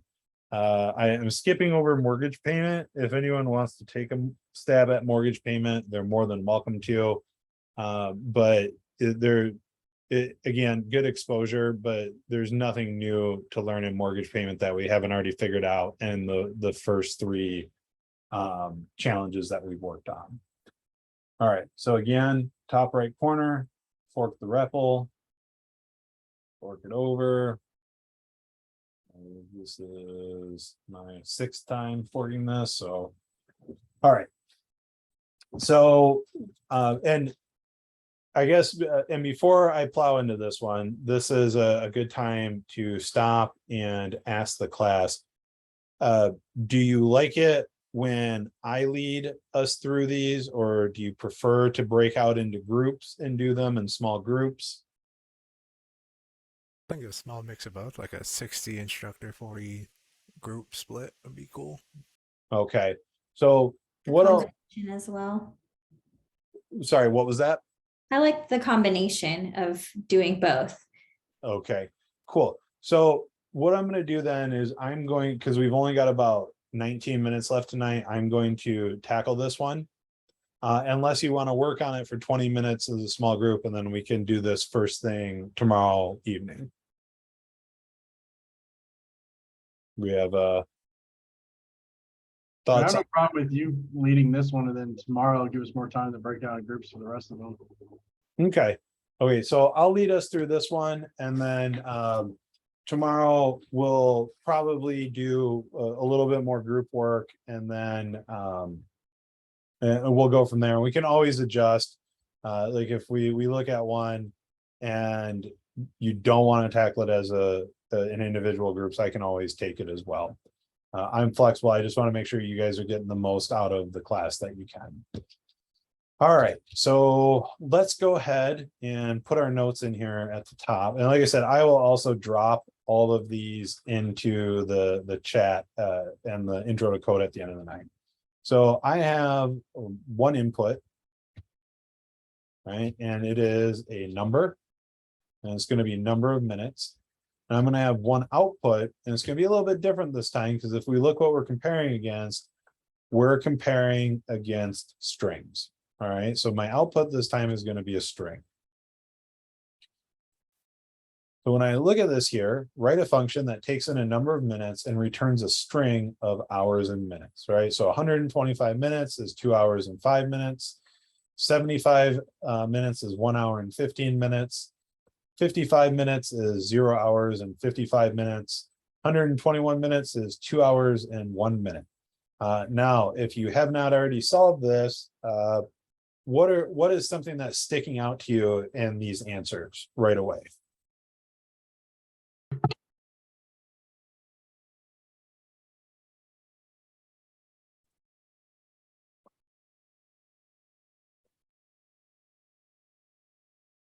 So it's saying the answer is in a string, and I think you're going to be interpolating the answer in between the hours and minutes. Yep. But one thing that I think can trip us up right from the beginning is notice how it's not always hours and it's not always minutes.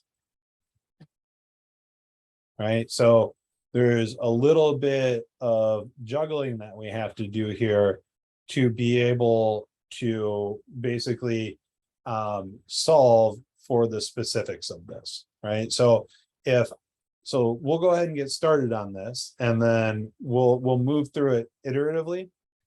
All right, so let's get it working and ugly, and then we'll look at what we need to do to make it look like a better solution.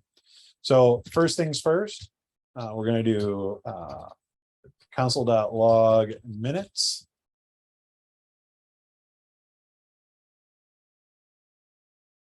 So there's my 125 and 175. And because I'm not returning anything, that's undefined, so I'm getting false. All right. So if I want to figure out how many hours I have, so how many whole hours I have out of a specific number of minutes, what's one way that I could tackle that? All right, so I can say let hours equal. So what math can I do here to figure out how many hours I have?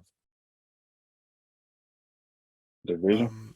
Minutes divided by 60.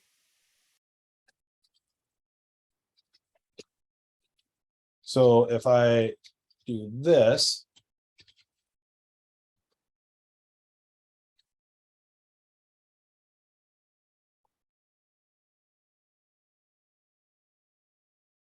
all right, so it looks like I'm getting floats here. So I'm getting a little bit more than whole hours. So my next step is how, and when I want to chop off decimal points without rounding, what is that called? What's the mathematical operation for that? Is it the double division, the floor division? Is that what it's called? Yep. So I can take a look at if I do I don't know that we have the double division. Let me look back at the mathematical operator is what that does.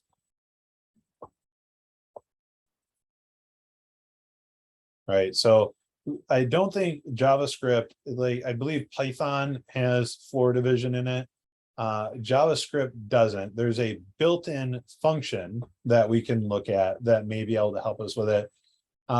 But when we are trying to get rid of this without any rounding, I believe that's called truncation, right? So we want to truncate these numbers. Like we just want to stop at the decimal place, right? So how to truncate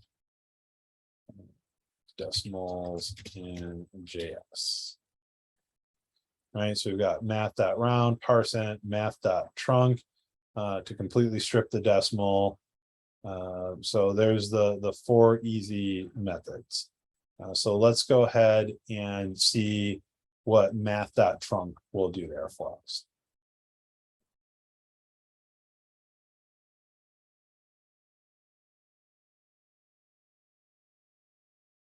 Oops, all right, it's going to be math.trunc.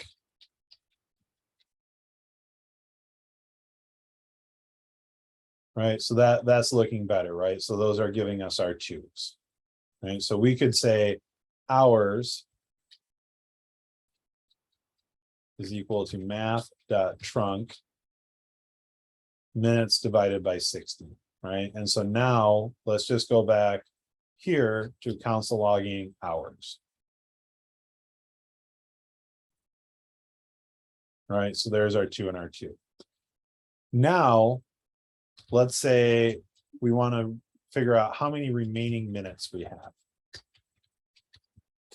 So how could we take a stab at this?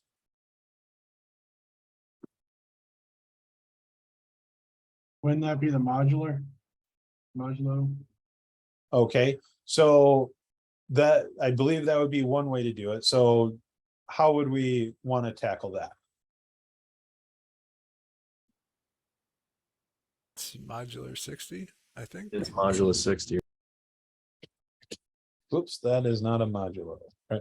And again, just for posterity, it's the remainder operator, but if you call it a modulo, I know exactly what you're talking about. All right, so now let's go ahead and take a look at remaining minutes.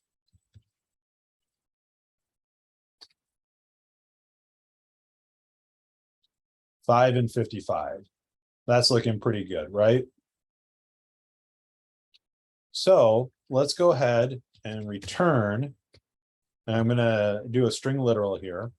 And we're going to say hours, and remaining minutes. Oops. Minutes. All right. So let's get rid of this. And so I've got true.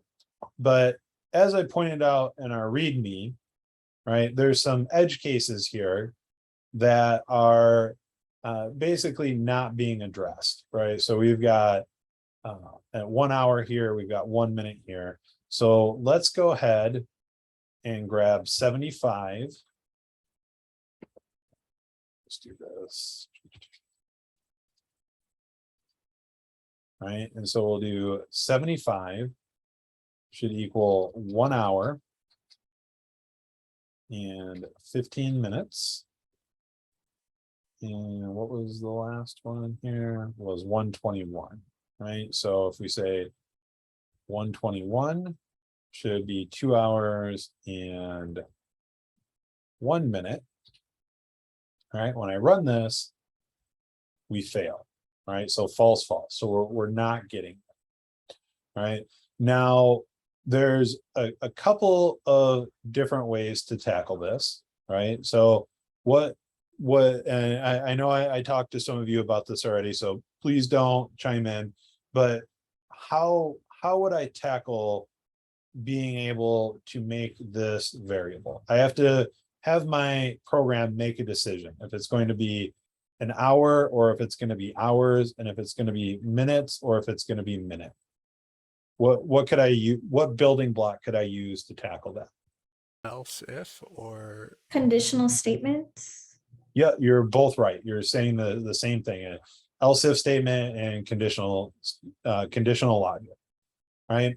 So now, like, if we want to take a look at this, I can say, and again, I'm going to just do this in the most straightforward way possible first. So I can say if,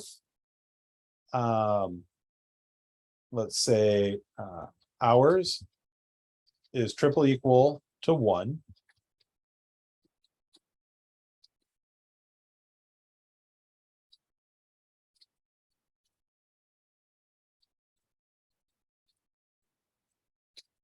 Right, and else if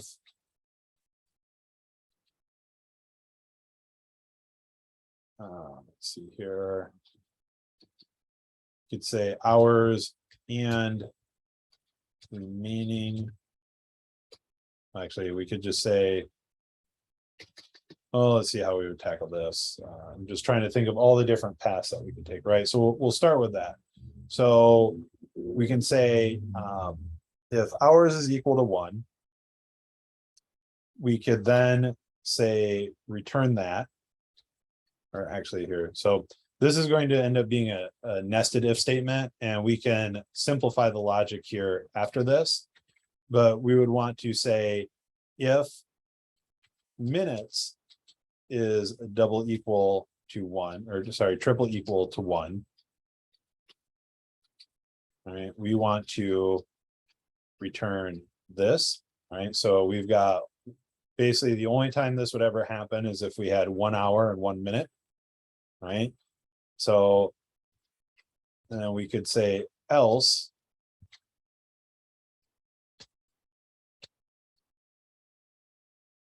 so the false of this would be this.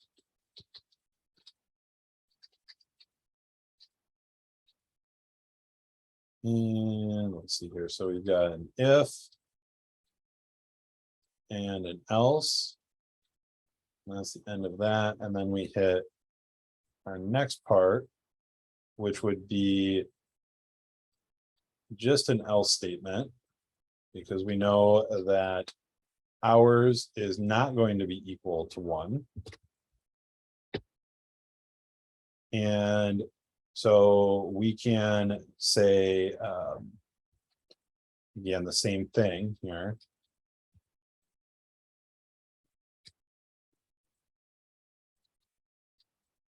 If minutes is triple equal to 1, we're going to be at hours, and that's going to stay minute. And then else return hours and minutes. Right. And I believe this will give me everything passing. Oh, the last one is not. So 2 hours and 1 minute. And so we come in here. This is going to be false. So we come down to here. And if we say that's why, because I'm saying minutes instead of remaining minutes.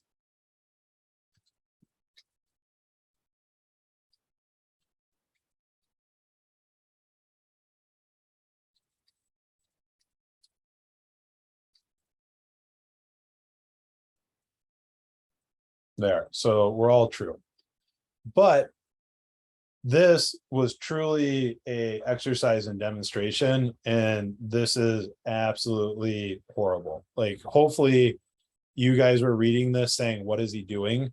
Because I was writing it saying, what am I doing? Right? Like, this was way too hard for me to write.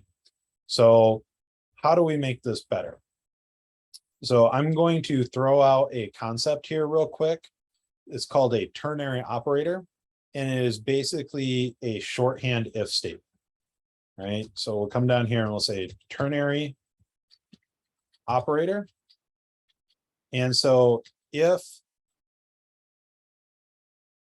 1 triple equals 1, return true, else return false, right? So this is a very basic if else statement, right? If this is true, return true, else return false. So we can say let example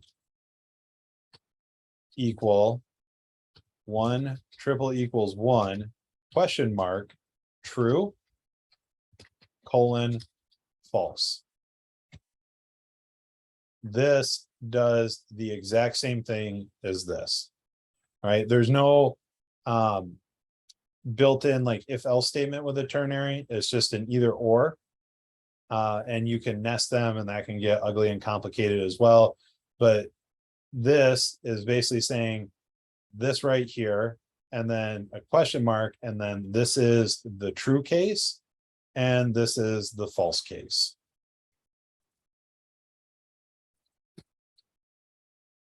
I'm not sure I did something up here as to why it's unreachable. Yeah, with that, because I'm returning one way or the other and stopping.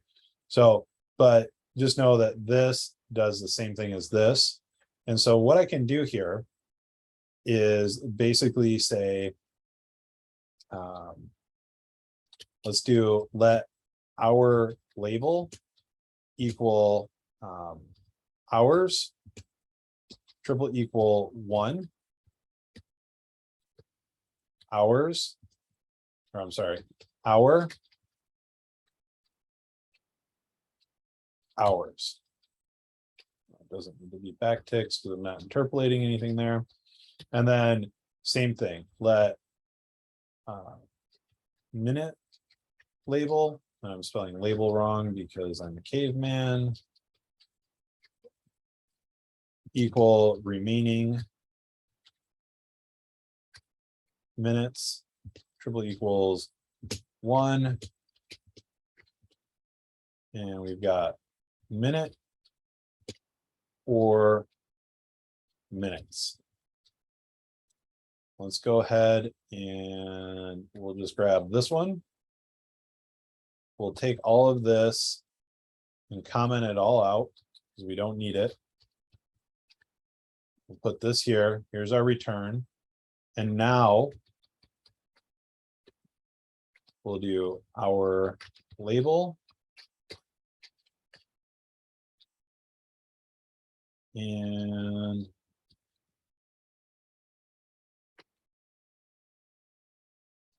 minute label. Pretty. Oh, minute label wrong. Oh, I sure did.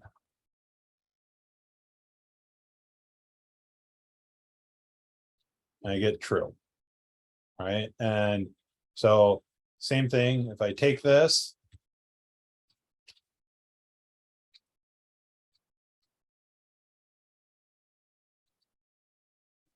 and I console.log the string each time, right, we can see that it, instead of having to do all of this and type all of this multiple times, I'm just going to basically make a decision each time and plug in the one that I need.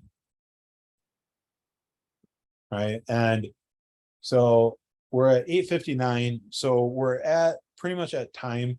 I'm going to just do one other cleanup operation here. And in JavaScript, they have what's called in-place assignment. So right here, like I created remaining minutes. I can actually, instead of declaring a new variable, I can just assign minutes to minutes remainder operator 60. Right. And then anywhere where I have remaining minutes, I can just say minutes. And that will help clean things up a little bit less code there.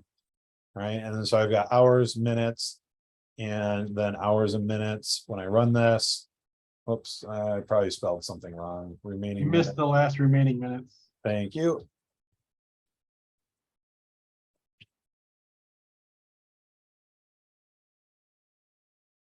And there we go.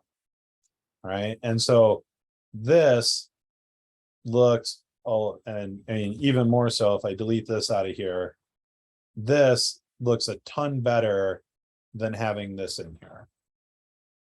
Right. And so, like I said, when we do this, we focus on getting it to work, be it ugly. And then once we have a working solution, we can kind of take what we've learned from our solution and use that to start making incremental improvements to make our code look better, make it more readable, make it easier for other people to understand, and most importantly, making it easier for yourself to understand in the future.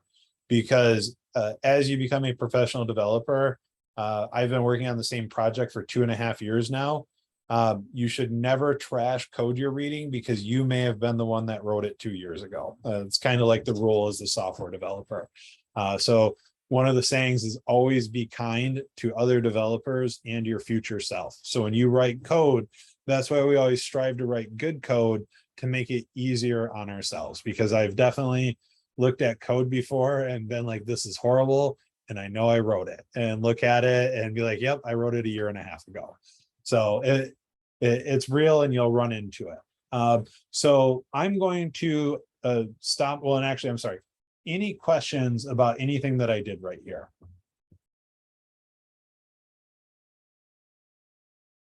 I have one question, because yesterday we went over the shorthand for the if loop, but instead of having the question mark, you had, it was the equal with the greater symbol, like kind of like an arrow pointing to it. Well, that is the, well, so an equal with an arrow on it is, if it's this, that's a fat arrow, and that is when we declare a function using the ES6 syntax. Oh, that's all right. That's yeah. for function, this is if. Sorry. Okay, no problem. Any other questions? Okay, so I'm going to stop the recording.